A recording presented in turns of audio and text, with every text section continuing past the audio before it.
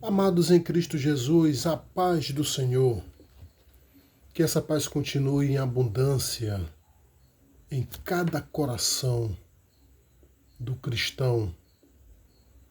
Louvado seja o nome do Senhor. É com grande satisfação que estou mais uma vez trazendo diante dos irmãos mais uma videoaula da nossa querida e amada Escola Bíblica Dominical. E desta feita vamos trazer a aula de número 5, que vai acontecer no dia 2 do próximo mês. Está bem pertinho, depois de amanhã. E vem trazendo o assunto Cristo entre os filósofos. O Deus desconhecido se revela. Ah, que coisa maravilhosa vai acontecer durante o trajeto desta aula e os seus conteúdos. Coisa maravilhosa. O texto áureo nos diz o seguinte: mas Deus, não tendo em conta os tempos da ignorância, anuncia agora a todos os homens em todo lugar que se arrependem. Isso está lá em Atos capítulo 17, versículo 30. A verdade prática nos diz: a obra evangelística floresce quando o coração sensível ao Espírito Santo discerne os tempos e proclama com ousadia a graça salvadora de Cristo. Glória a Deus. Então é assim que a obra evangelística ela começa a florescer. É quando, por meio do Espírito Santo, a graça começa sendo manifestada. Glória seja dada ao nome do Senhor. A leitura bíblica em classe está em Atos capítulo 17, versículo 15 a 20 e o versículo 30 a 32. Antes de nós começarmos a tratar da introdução e o primeiro ponto, vamos orar. Soberano e eterno Deus, pela tua graça e pela tua infinita misericórdia, aqui nós estamos. E desta feita, Senhor, queremos te render graça por este momento. A oportunidade, por meio do Espírito Santo, concedido para que todos nós viéssemos ter um envolvimento com a sua palavra. Senhor da glória, eu te peço particularmente, faz uma visita especial na vida de cada professor da Escola Bíblica Dominical, na vida de cada aluno da Escola Bíblica Dominical. Guarda, Senhor, protege e dá entendimento, Senhor, para que venha transmitir a genuína palavra no meio dos seus.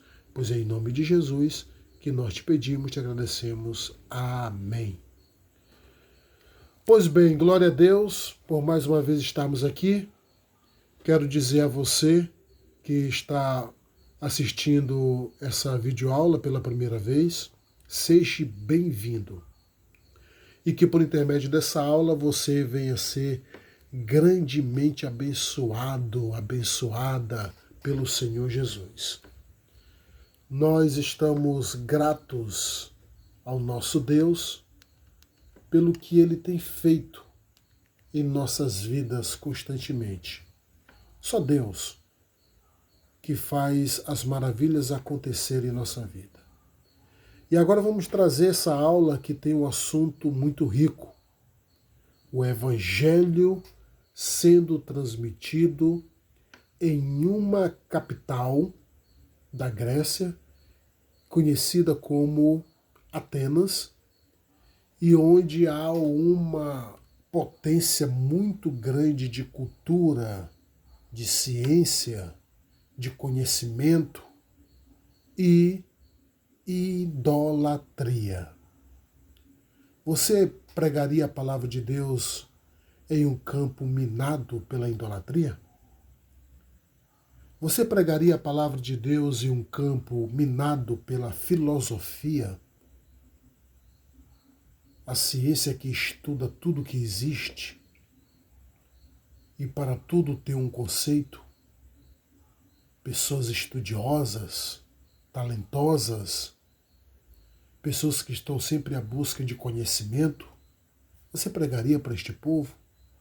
Nos dias de hoje é pregar para os intelectuais, é pregar para pessoas letradas, pessoas que têm grandes conhecimentos,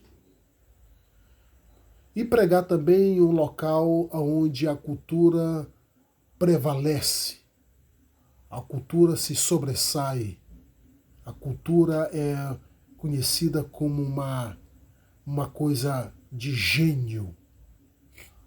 Isso é muito complicado.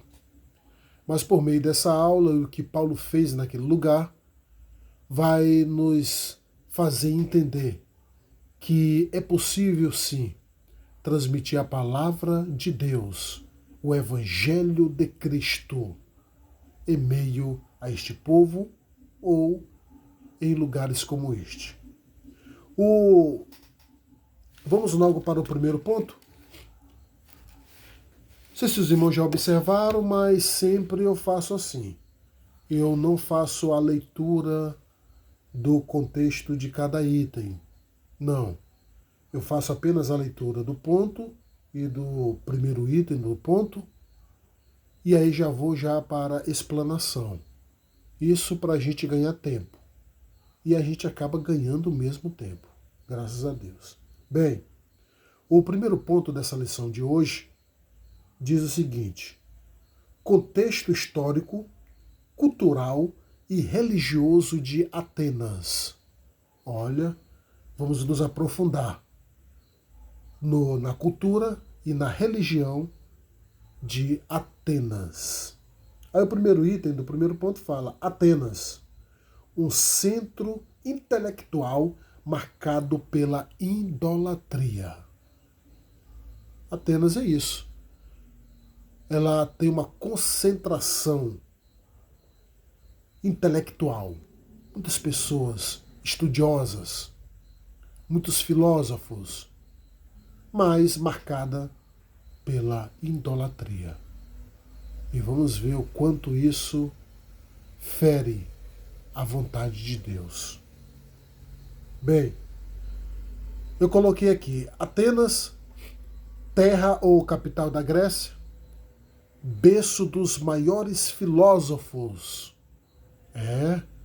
Você se lembra de Sócrates, Platão, Aristóteles? Todos estes homens passaram por lá. Foram constituídos pela filosofia de Atenas.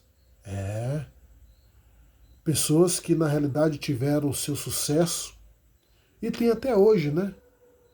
As matérias dos assuntos seculares nas escolas municipais, estaduais, toda ela onde tem a matéria de filosofia, é por necessário falar desses homens. Sócrates, Platão e Aristóteles. Quem na sala de aula, na matéria de filosofia, não teve que decorar alguma parte filosófica transmitido por um desses três homens, né?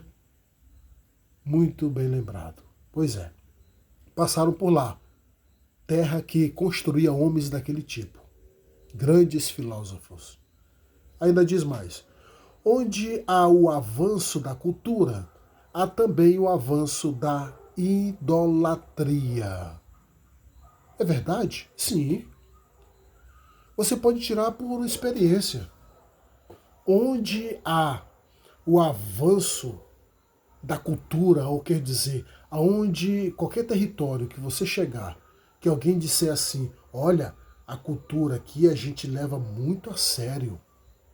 A cultura aqui é uma coisa que faz com que a cidade ou o território pare.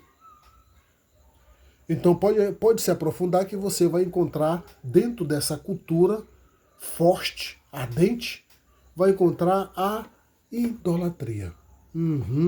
Vai sim, não tem para onde. Aonde ela se sobressai, lá também a idolatria se sobressai. Devemos tomar muito cuidado com isso.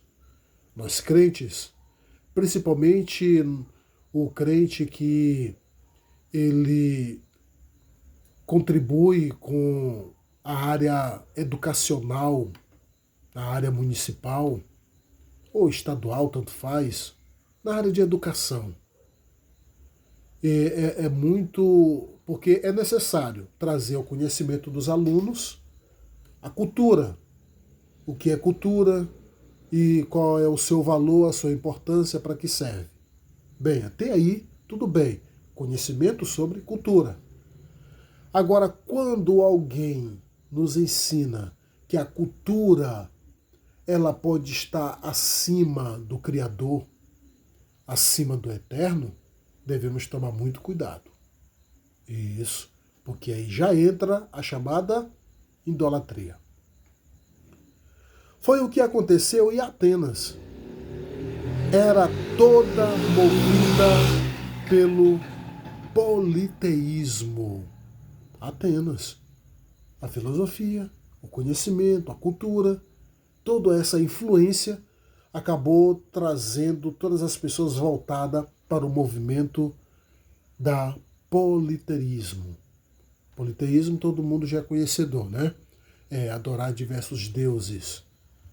Bom, isso é observando cuidadosamente o centro intelectual de Atenas, envolvido também por uma grande e terrível idolatria. O segundo item do primeiro ponto diz o seguinte: o início da evangelização na sinagoga. O início da evangelização na sinagoga. Quando Paulo chega em Atenas, e se a gente observar em muitos outros lugares, tanto na sua primeira, segunda e terceira viagem missionária, a gente vai ver que ele sempre procurava sinagoga, templo, congregação. Porque acreditava ele ali encontrar pessoas intelectuais, pessoas que na realidade iam estar compreendendo com facilidade o que ele ia expor. E uma vez compreendido e recebido a mensagem, ia se tornar um mensageiro excelente dali para frente. Então tudo é estratégia. Glória a Deus. Paulo começa a pregar a pregação do evangelho na sinagoga, onde alcançou judeus e gentios, justamente os atenienses, temente a Deus. E isso é o quê? Estratégia. Olha o que Paulo encontrou lá na sinagoga. Judeus. Justamente o povo que está correndo atrás. E os atenienses e outros que estavam ali fazendo visitas e estavam na congregação, na sinagoga.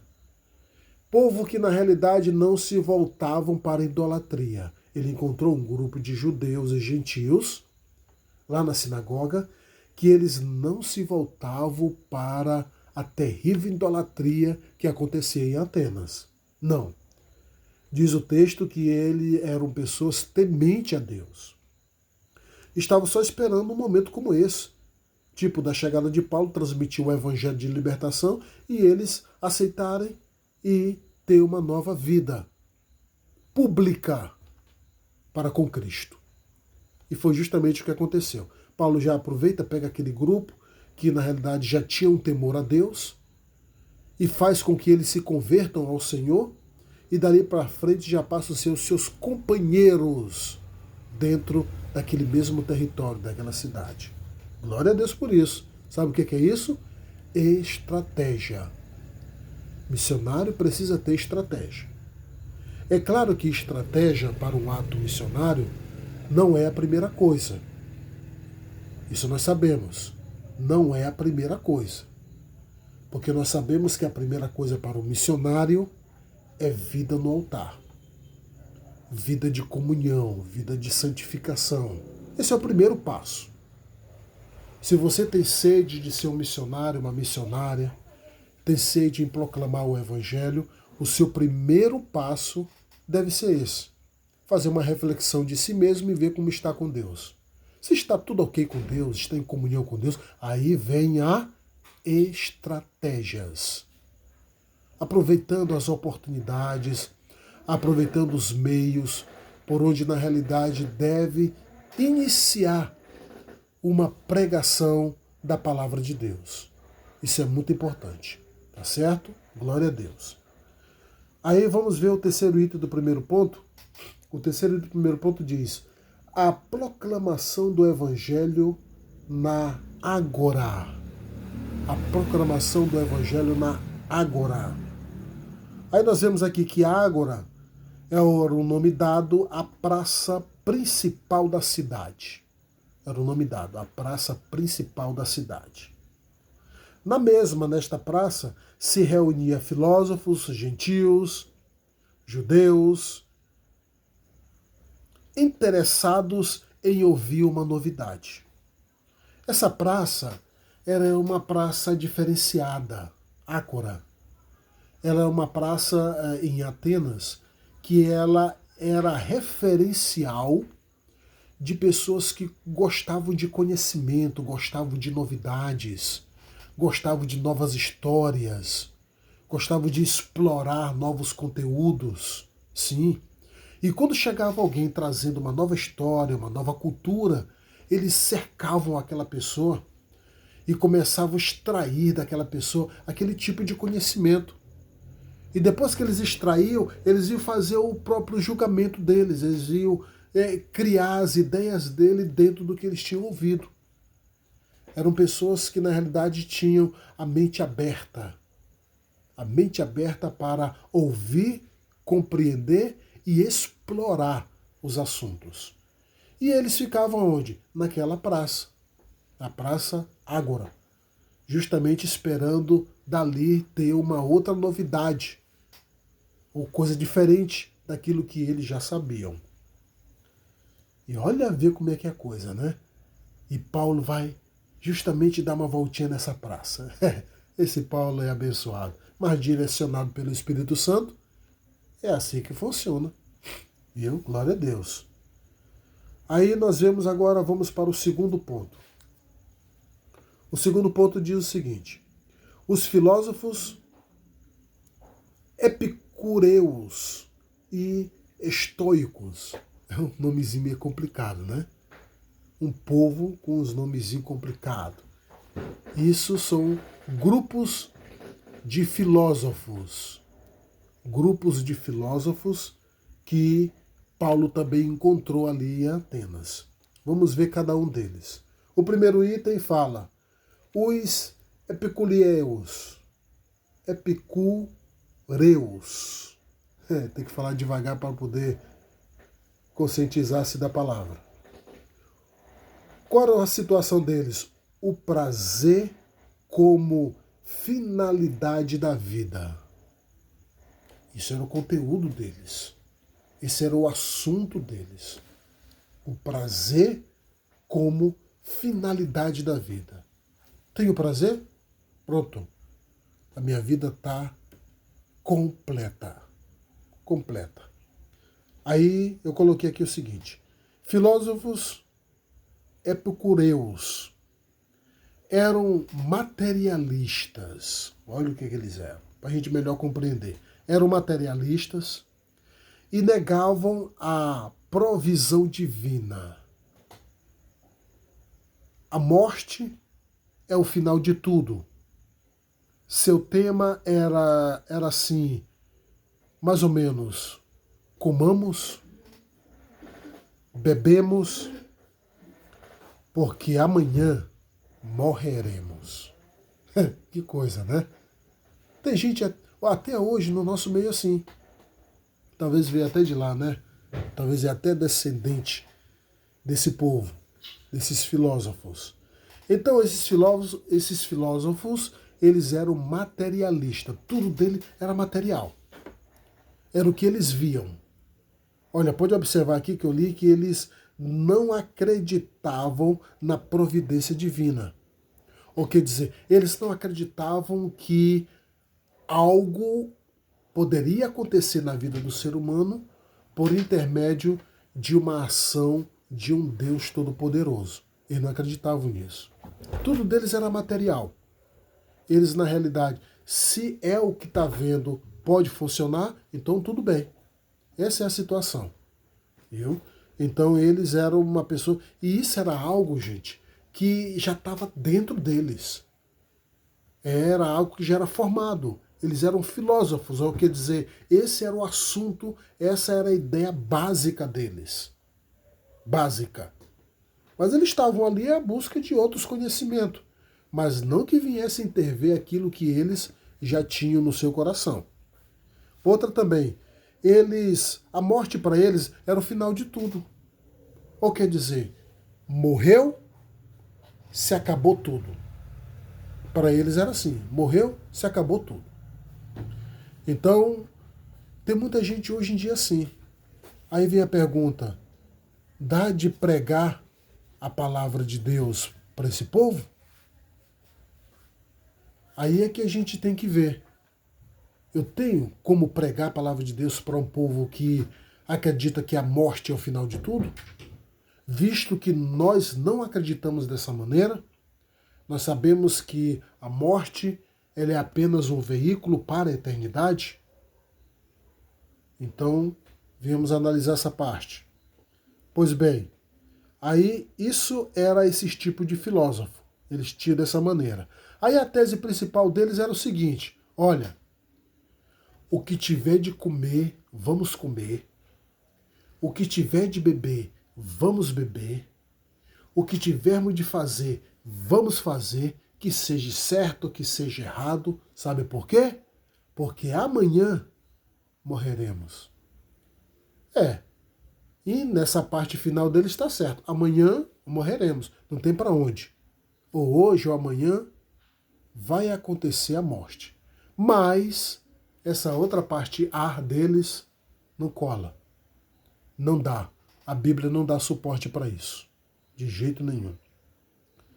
Aí vemos o segundo item do segundo ponto, que fala sobre os filósofos estoicos. Estoicos. Sabe qual é a situação firme deles? A base deles é razão, destino e impessoalidade divina. Eles são voltados na razão, no destino e também impessoalidade divina. O que dizer? Para eles não tem alguém todo-poderoso. Não. Alguém controlador de todas as coisas, alguém formador de tudo que existe. Não, para eles não tem isso. Para eles, Deus, céu, é igual ao ser humano. Deus é igual ao ser humano. Céu é igual à terra. Para eles não há diferença, não tem ninguém maior, não tem ninguém mais poderoso. Vou ver o que coloquei aqui. Razão. Acreditam só no que é a lógica. Isso é a razão. Eles se baseiam nisso aí. Eles olham uma situação, um assunto e vê. Isso tem lógica? Ah, não tem lógica, então cancela. Nós só acreditamos naquilo que tem lógica. Nós andamos por base da razão. Só isso. Se não tem razão nessa parte, se essa situação não tem lógica, então está encerrado. Para nós não existe, para nós não funciona. Essa era a tese forte deles. E tinha outra tese forte, que era o destino. Eles têm já um destino traçado. Que chova, que faça sol. Que eu seja bondoso ou que eu seja perverso. Eu tenho um destino já traçado dentro do ventre da mãe. Para eles é assim. Destino traçado não pode mudar. Então eles acreditavam no seu destino. Cada um olha, eu tenho o meu destino. Aí alguém vem trazendo uma palavra diferente. No caso de Paulo, chegou para eles transmitindo uma palavra diferente. Eles olhavam, não dá de receber essa palavra porque eu já tenho o meu destino. O meu destino já está traçado. Então eu não posso mudar. Eu não posso ser diferente. Eles têm um canal que faz até eles acreditar na predestinação. Uns existem para ser condenado e outros existem para ser salvo. Essa doutrina não funciona, viu, irmão? Predestinação, doutrina da predestinação não existe, ela não é bíblica. Aí, irmão Flávio, mas algumas situações elas influenciam este assunto. Bem, pode influenciar. Pode influenciar. Agora, só é que ela existir? Não. A Bíblia não dá nenhum suporte para a doutrina da predestinação. De jeito nenhum. Agora, se você chegar para mim e dizer, irmão Flávio, mas só que eu tenho condição de criar, formar a minha predestinação, sim, aí sim, você pode. Porque se o ser humano, ele nasce, cresce, constitui família, vive o seu tempo nessa terra e nunca assume um compromisso com Cristo, nunca publica Cristo, nunca confessou o nome de Cristo, mas vai vivendo a vida aí, da maneira que o tempo vai levando, aí morre. Ou quer dizer, essa pessoa, ela formou a sua predestinação. Ou quer dizer, ele não precisou ser uma pessoa perversa, ele só precisou não ter confessado o nome de Jesus. Criou a sua predestinação à condenação eterna. É isso. Agora a pessoa pode ter sido o que foi, mas a pessoa na realidade se voltou para Cristo. Aceitou Cristo como Salvador. Confessou publicamente diante dos homens. Então essa pessoa também formou a sua predestinação. Como assim? Agora está predestinado ao céu. Glória a Deus, né? Louvado seja o nome do Senhor. Bem, ele já tinha o seu destino traçado. Deus e o universo são a mesma coisa, para eles era assim. Deus é igual ao universo, o universo é igual ao planeta Terra, o Deus é igual ao ser humano, viu? E assim, tudo igual, ninguém é maior do que ninguém. O qual não é assim. Nós sabemos que existe lá um Deus todo-poderoso, um Deus lá no céu, Criador dos céus e da terra, e que cuida de nós, e que vela por nós, e que deu o Filho dele para morrer na cruz do Calvário por nós. Glória a Deus. Ainda no nosso dia de hoje encontramos pessoas assim. Aí é que chega a hora de nós usarmos esse argumento aqui de quem nós somos e viemos distribuir a esse povo. É isso? Louvado seja o nome do Senhor.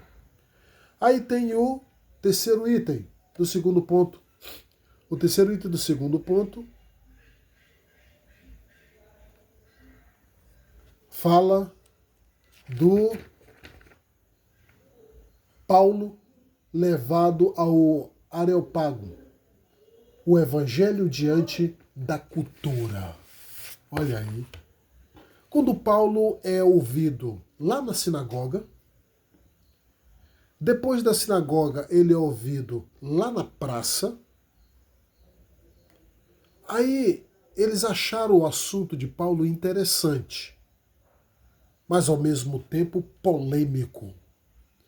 Porque o assunto, o discurso, o questionamento de Paulo estava batendo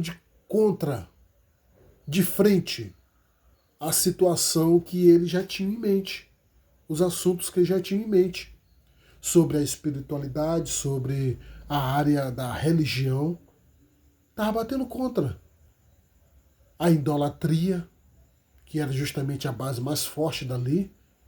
E aí o assunto de Paulo batia contra essa situação. E então eles se reuniram e disseram, olha, eu acho que é o seguinte, como o ensino desse homem é contravés ao nosso ensino, ao nosso assunto, então vamos levar esse homem para o Areópago. Areópago é um lugar onde os filósofos e sábios de Atenas tomavam decisões, tanto políticas como religiosas. Ele fica num lugar alto. Se você pesquisar, você vai encontrar na área geográfica de Atenas, Você vê a cidade aqui, vê a praça pública aqui embaixo, e numa parte alta você vê o Areópago. Era onde os filósofos, as autoridades da cidade na época, se ajuntavam.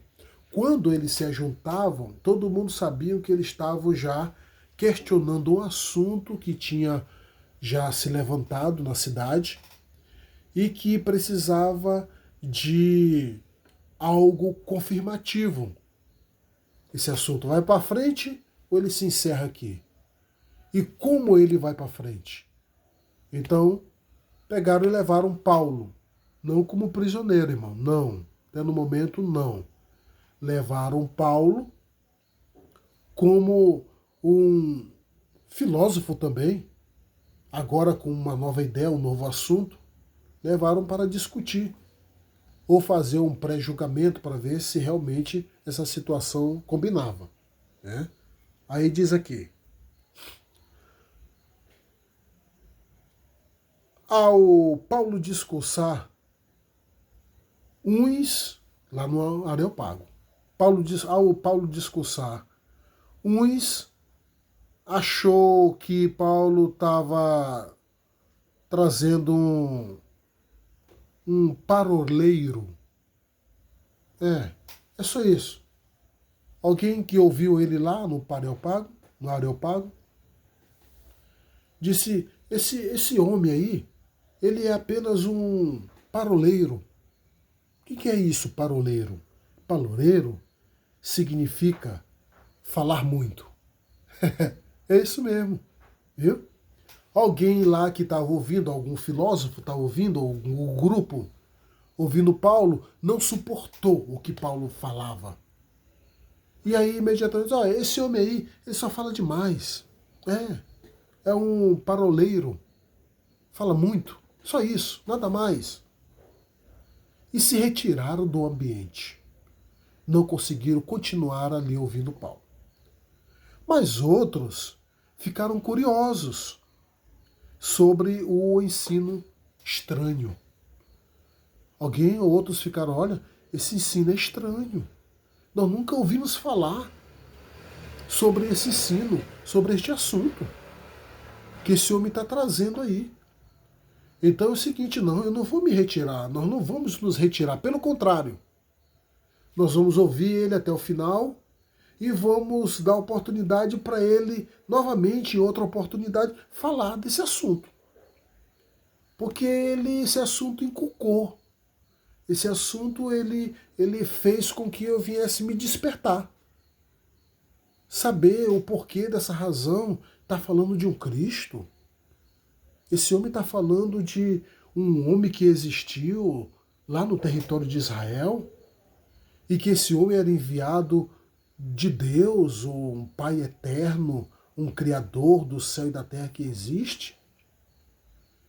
E esse Jesus, ele sofreu como ser humano, mesmo sendo Deus.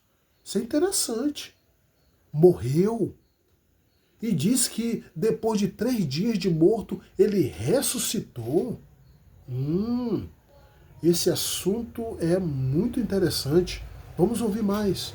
Ou quer dizer, uns achavam só que Paulo estava falando demais. Mas outros já abraçaram a questão. Outros já acharam que precisava ouvir mais de Paulo. Pois, glória a Deus, né? Isso porque, irmãos, porque Paulo não desistiu. Você que tem o desejo missionário de apregoar a palavra, de levar o evangelho às pessoas, ei, não te importa pelo tipo de pessoa que você vai defrontar. O importante é que essas pessoas venham ser impactadas pela palavra que vai sair do teu coração, que vai sair dos teus lábios, a palavra de libertação, a palavra que transforma. Glória a Deus. Isso que é importante. Se preocupe com o que você vai levar. Não se preocupe com o tipo de gente que você vai se deparar. Não. Nós missionários, nós que pregamos o Evangelho, nós nos deparamos com pessoas que não querem saber. Não quero saber de ouvir a palavra, porque a palavra está batendo de frente à sua situação que ele está vivendo. E ele está achando tão bom a situação que está vivendo, aí vem uma palavra contra isso? Claro que ele vai correr.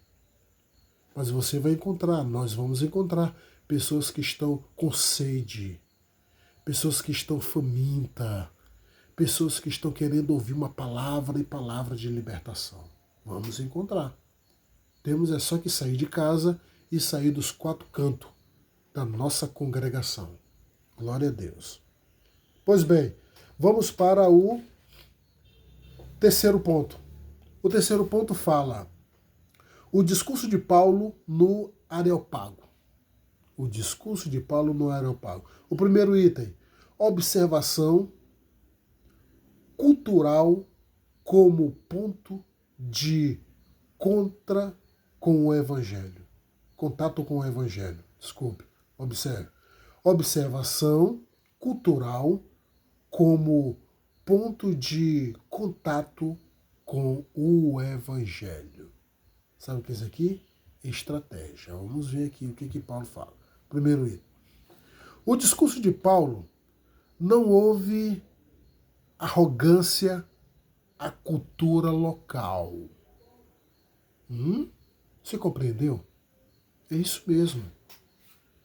Paulo, quando está lá no Areópago, bem no meio arrodeado de filósofos, e é lhe dado a oportunidade para explicar com detalhe o seu conteúdo, o seu assunto, Paulo em momento nenhum triscou na área de idolatria ou da cultura daquele povo. Ele não triscou. Ele não perdeu tempo para falar que aquele povo estava condenado, miseráveis, porque estavam sendo idólatras, estavam numa cultura completamente idólatra. Não perdeu tempo com isso não. Ele levou foi o Evangelho. Ele aproveitou a oportunidade e apresentou Cristo como libertador. E é isso que devemos fazer, viu, irmãos? Na nossa oportunidade de anunciarmos a palavra, não viemos nos preocupar com em que situação é aquela pessoa. Se a pessoa é macumbeiro, feiticeiro, idólatra, adúltero, homossexual, lésbica. Não. Ateu. Não importa. Viu? Não importa que aquela pessoa seja o que ser.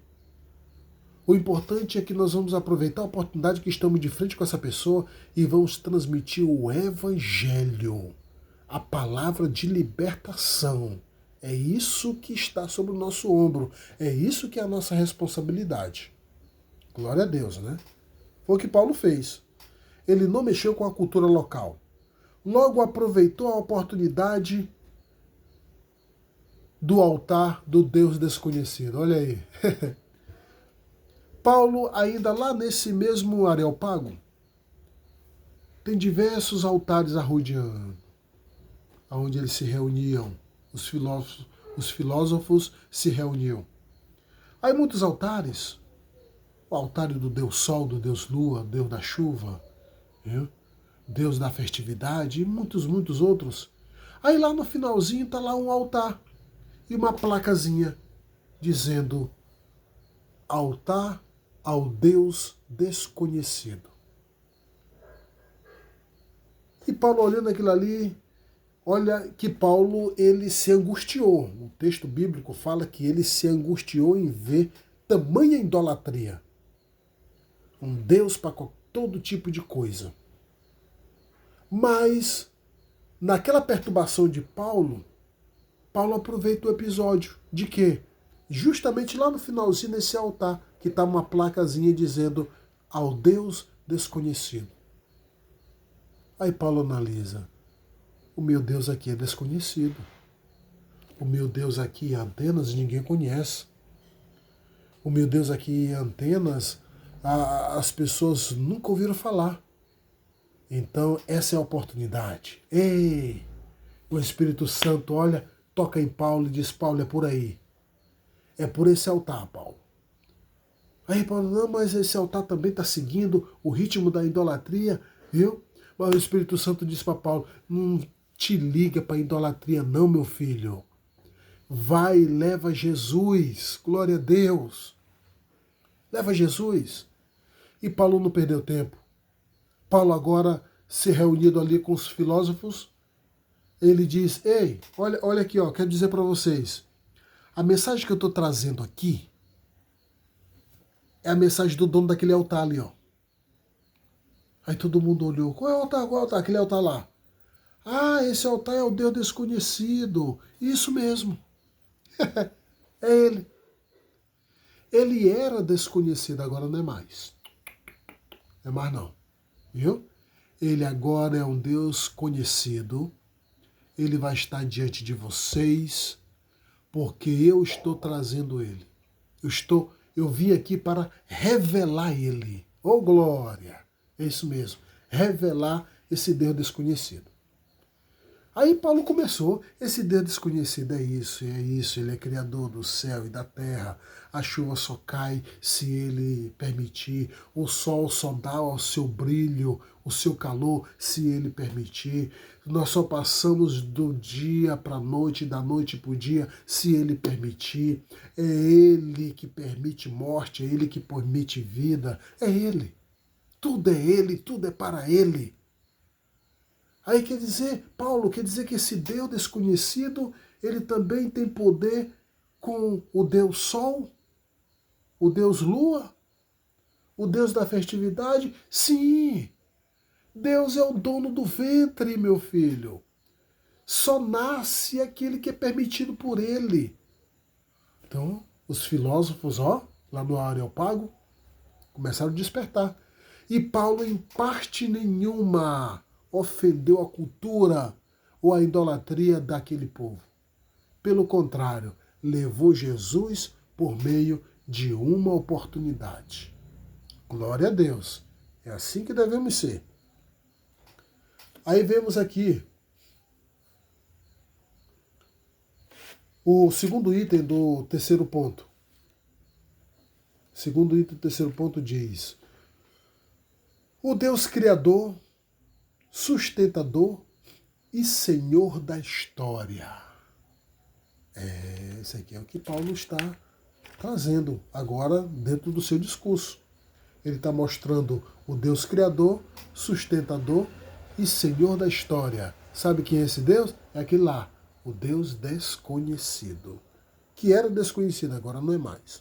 Glória a Deus. Diz aqui: ao discursar, Paulo relata que o Deus desconhecido é criador do céu e da terra e tudo que nele há. Oh, glória a Deus! Paulo aproveitou e colocou Deus acima de todas as coisas. Paulo não tinha nada para lhe atropelar dentro do seu estudo, dentro do seu assunto. Por quê?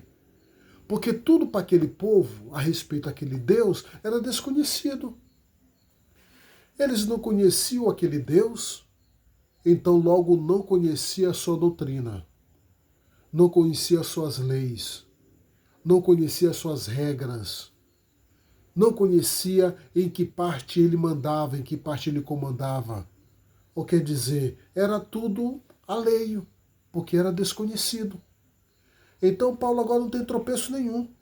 Tudo que Paulo fala a respeito de Deus é o que os atenienses iam acreditar dali para frente. Tá vendo como é que é a coisa? Glória a Deus, né? É assim que faz. Tudo para eles ali agora ia ficar marcado. Tudo que Paulo falasse sobre o Deus desconhecido, para os atenienses e para os filósofos, ia ficar marcado. Para sempre. E é justamente o que ficou. Graças a Deus por isso. Então nós vemos que Paulo agora no seu discurso, ele começa a falar, olha, esse Deus desconhecido, quero dizer para vocês que vocês não sabiam, ele é o Deus Criador, ó, do céu e da terra, onde nós habitamos aqui. Ele é o Criador de tudo isso. Tudo que existe no céu, tudo que existe na terra, foi Ele que criou. Esse Deus desconhecido aí, que vocês ainda não conheciam, ele é incrível. Ainda diz mais ainda. Olha, tudo está no controle dele. Tudo está no controle dele, tudo é para ele. Ele move todas as coisas num estralar de dedo. Esse é o Deus desconhecido. Graças a Deus, né? Aí o terceiro item do terceiro ponto diz: o chamado ao arrependimento e o anúncio do juízo. Aí Paulo vai fechar a pregação. Ele iniciou a pregação, não ofendeu ninguém, levou Jesus e agora ele vai fechar. Ele vai trazer a conclusão. A conclusão está aqui nesse terceiro item. Viu? Paulo conclui seu discurso convidando os atenienses ao arrependimento. Que coisa maravilhosa. Depois que todo mundo está atento. Ai, eu não sabia que esse Deus desconhecido era tudo isso. Eu não sabia não. Mas aí alguém fica encucado. E agora? O que fazer para que esse Deus desconhecido, que agora já está revelado, o que fazer para ele se sentir bem no nosso meio? Aí Paulo conclui agora dizendo o seguinte: olha, esse Deus que era desconhecido, que não é mais, e que eu já disse para vocês qual a sua natureza, a sua característica, agora esse Deus, ele exige algo de nós. Afinal de contas, nós somos feitura dele, então ele exige de nós algo. E sabe o que ele exige? Arrependimento. Ele não levará em conta o tempo da ignorância de vocês. Essa ignorância não é de brutalidade, não é de pessoa perversa. Essa ignorância é a falta de conhecimento. É não saber um assunto, é não saber uma coisa. Então, Paulo agora conclui dizendo o seguinte: olha, esse Deus que já agora é revelado diante de vocês, ele é um Deus que não levará em conta o tempo que vocês ficaram sem conhecimento a respeito dele. Ele não vai levar em conta, não. Ele não vai condenar nenhum de vocês pelo tempo que vocês ficaram sem o conhecer. Não, ele não vai fazer isso. Viu? Não vai levar em conta. Agora só que é o seguinte, ele pede que todos, uma vez entendendo, conhecendo, venha recebê-lo como Salvador e venham se arrepender de todas as suas más práticas para iniciar uma outra vida. Glória a Deus. Que mensagem Paulo trouxe. Olha, irmão, nós estamos trazendo aqui, o que a gente consegue trazer é somente o que está escrito. E aquilo que a teologia nos ajuda a escavacar mais um pouquinho, né? É o que a gente consegue trazer. Mas imagina, se a gente pudesse estar lá naquele dia onde Paulo entra na sinagoga, transmite a palavra, vai na praça, transmite a palavra e é levado a esse lugar, Areópago. E ali se reúne todos os sábios, inteligentes e filósofos para ouvir Paulo. E Paulo fazer uso desse Deus desconhecido, desse altar ali. Irmão, é coisa linda, é coisa muito mais profundo do que nós estamos expondo aqui. Muito mais profundo. Eu não tenho dúvida disso. Até porque ali nós estaríamos sentindo a presença do Espírito Santo sendo manifestado por intermédio de Paulo. Uma coisa extraordinária. Irmão, quer ver coisa gostosa? É você chegar numa casa para pregar o Evangelho e você ter a total convicção que não foi só você que entrou ali e nem só os seus companheiros. entrou ali junto com você o Pai, o Filho e o Espírito Santo. A Trindade entrou com você ali. Você tem uma autoridade extraordinária, uma autoridade divina. Você tem convicção, consciência no que você vai falar, no que você vai explicar. É uma coisa maravilhosa. É assim era Paulo, ali no Areópago. Tudo que ele falava com convicção. Ele não gaguejava, ele não dizia, ele não usava a expressão eu acho, talvez seja, quem sabe. Não, ele não usava isso não. Ele trazia afirmativas, confirmações, decisões, palavras firmes. Olha, é isso. O que eu relato para vocês é verdadeiro, é fiel. O que eu trago a vocês é algo que, se vocês crerem e receberem, vocês terão uma vida mudada. Glória a Deus. Louvado seja o nome do Senhor. Então, Paulo, ele concluiu o seu discurso dizendo aos atenienses: agora, esse Deus que já é revelado no meio de vocês, ele quer que vocês se arrependam. E anuncia o juízo para com todos os que não se arrependem.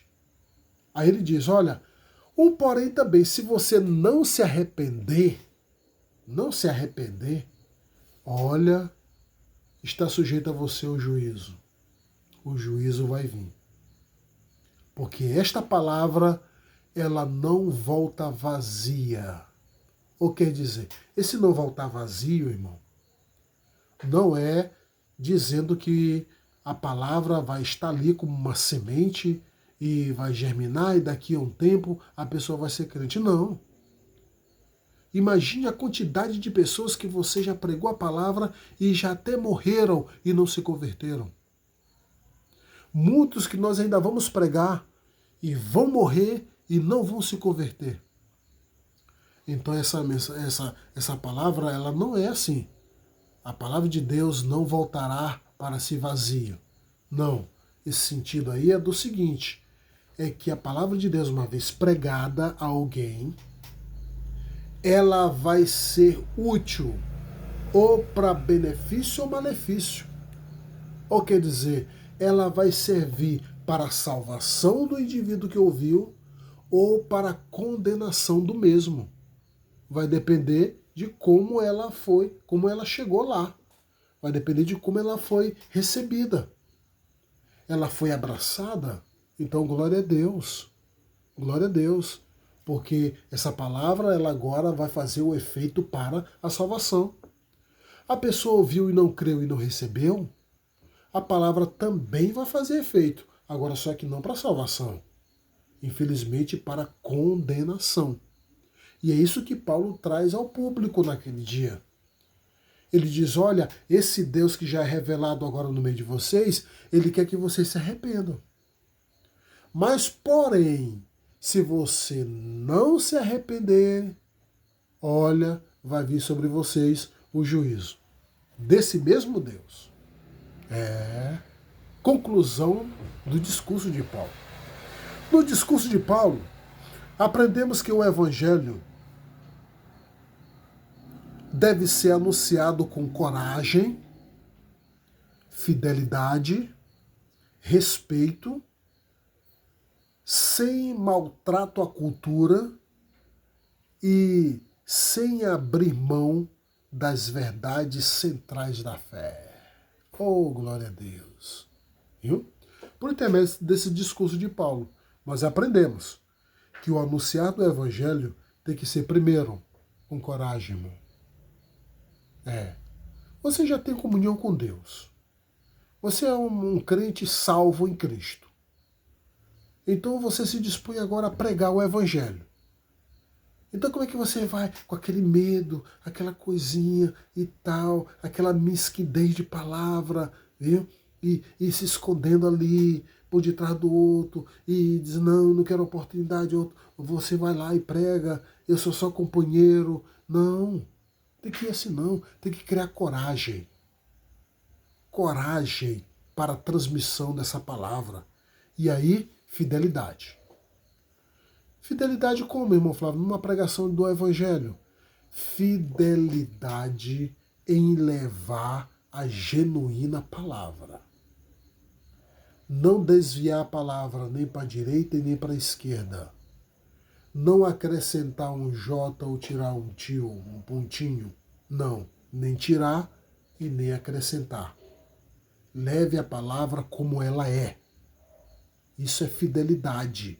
Fidelidade à palavra. Viu? E outra também, fidelidade ao Deus que está te enviando. Seja fiel a uma missão que já está sobre o seu ombro. Tá? Então isso é muito importante. Respeito é muito bom. Respeitar as pessoas. Não é porque a pessoa vem com ignorância com você, que você também vai com ignorância com ele. Não. Não é porque a pessoa não está querendo te ouvir e simplesmente você vai esculhando essa pessoa. Manda logo essa pessoa para o inferno. Não. Respeite. Viu? Respeite. Só transmite a palavra. Se a pessoa não quis ouvir, tudo bem. Vá para outra casa, vá para outra pessoa. E outra, sem maltratar a cultura. A cultura. Olha, irmão, existem casas que nós vamos chegar em que todos os altares de lá de Atenas estão na casa dessa pessoa. Todos os altares lá do Areópago estão todos lá na sala daquela pessoa.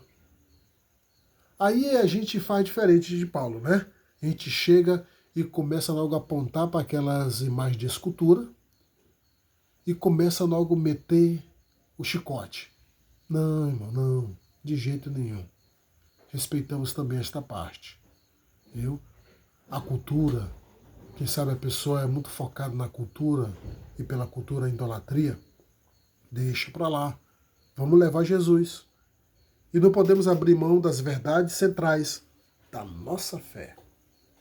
Glória a Deus. Amados, chegamos no momento final dessa lição.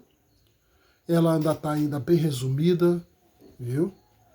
E depois nós vamos estar implementando mais, trazendo mais conteúdos, viu? O negócio vai se encaixar. Nós temos aí projetos importantes que vai avalancar muito esta aula, coisas muito ricas que nós temos aí, ideias em mente, tá? Mas isso vai ser no decorrer do tempo. Mas vai dar certo. Continue orando por nós, viu? A sua crítica, que ela seja uma crítica construtiva, que venha me ajudar, tá? E você também vai estar me ajudando, dando um likezinho aí, viu? Se inscrevendo no nosso canal, você vai estar ajudando muito, porque por intermédio disso, aí o YouTube vai estar transmitindo esse vídeo para muitas mais pessoas aí. Aí vai dar certo. Tá certo, meu querido? Que Deus em Cristo nos abençoe, nos guarde, que você venha ter uma aula excelente. Ore antes da sua aula, viu, irmão? Tira um tempinho para você orar, se possível até consagrar a vida, pedir para Deus lhe dar entendimento cada dia mais, e você vai ser uma bênção na sua sala de aula. Faça de tudo para que você venha estar transmitindo o recado de Deus aos seus alunos, porque fazendo assim, eles vão sentir sede e vontade de estar no próximo domingo. Tá? No próximo domingo.